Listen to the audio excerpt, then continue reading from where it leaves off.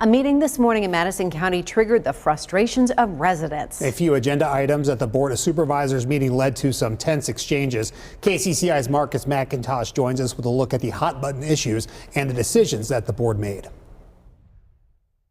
It was in the basement of the Madison County Annex behind me here in Winterset where two topics of discussion drew some heated debate. After you posted a notice of vacancy from the Board of Supervisors. I posted exactly what you told me to post. No, you did not.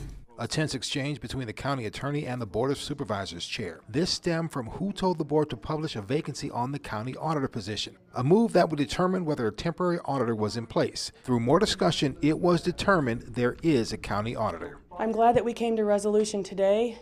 Matt Schwartz is temporarily appointed until a special election. The special election is August 26th. The public wants to have a vote themselves.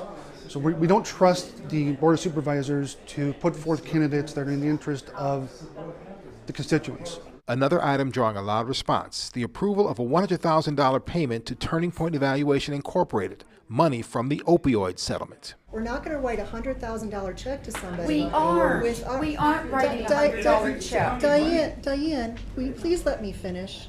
The point is that this is $100,000 that we are responsible for as a board. No, we're not. The Board of Supervisors approved the allocation of the opioid settlement contingent upon a memorandum of agreement between the stakeholders. Now they expect this could be done before the next Board of Supervisors meeting in 2 weeks. In Winterset, Marcus McIntosh, KCCI 8 News, Iowa's news leader. And the next Madison County Board of Supervisors meeting is Tuesday, August 5th. The special election for county auditor happens August 26th. The battle over the auditor spot began in May when former county auditor Terry Kaczynski posted her resignation letter to Facebook.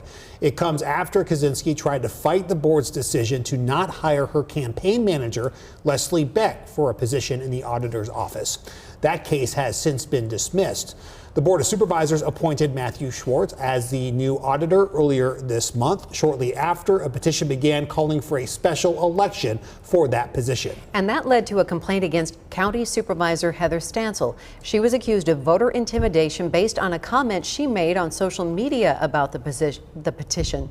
On July 16th, Stansel filed a lawsuit against Sheriff Jason Barnes over his investigation into the alleged voter intimidation.